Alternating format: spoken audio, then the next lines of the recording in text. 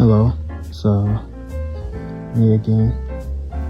Today I wanted to get in the word again today and talk about choice. People don't really understand the power of choice.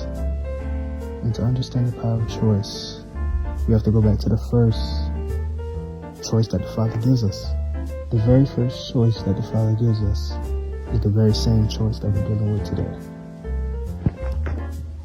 And this is something that my dad talked about. It's in Isaiah 45:7. So that's where we're gonna go.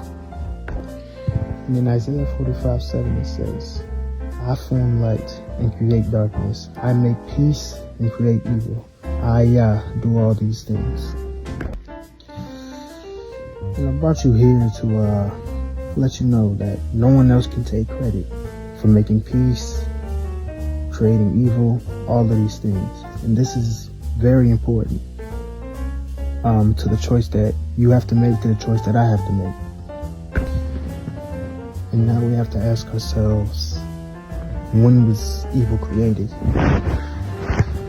That's what we go to Genesis 1, verse 31. And it says, and Yah saw everything that he had made, and behold, it was very good.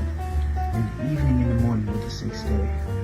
You understand that God created everything in 6 days. In Isaiah it says he created peace and he created evil.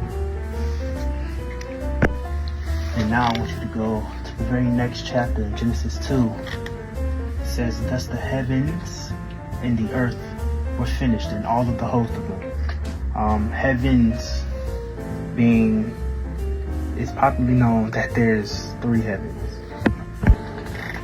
The heavens is the sky, space, and where the Father and the heavenly host dwell. Those are called the heavens.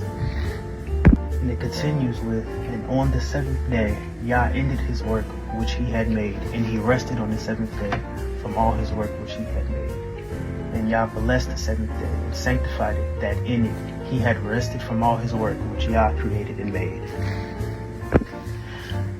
Now what I'm trying to get you to see is, it says thus the heavens and the earth were finished, and all of the hosts of them, which means that evil and peace were created in the 6 days.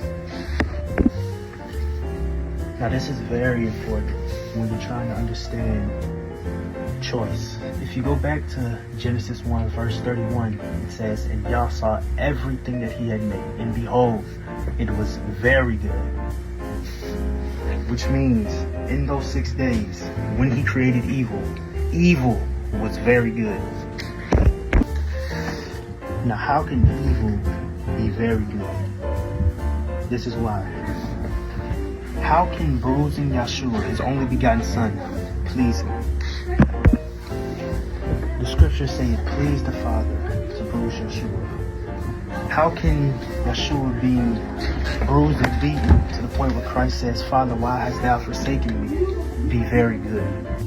What you have to understand is this. The Father says things are good based upon what fulfills his purpose. And this to me is what proves that the Father's thinking is different than ours, because he calls even evil good. And why does he say that? Because evil, when he created it, just like good and everything else, had a purpose and intent.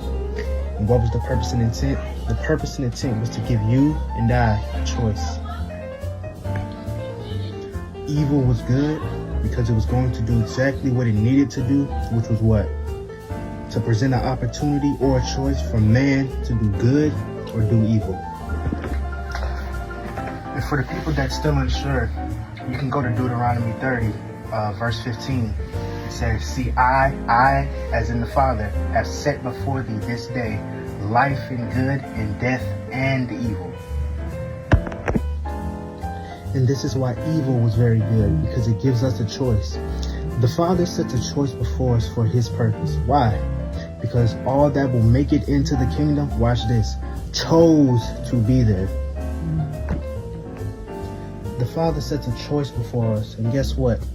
That means I have the right, the God-given right to do evil over good and good over evil. But the only ones who will make it into the kingdom are those who choose good over evil.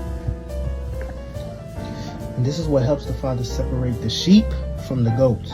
Your choice, which is why the scripture says in judgment the books will be opened and they will be judged according to their works. It's all about choice, man.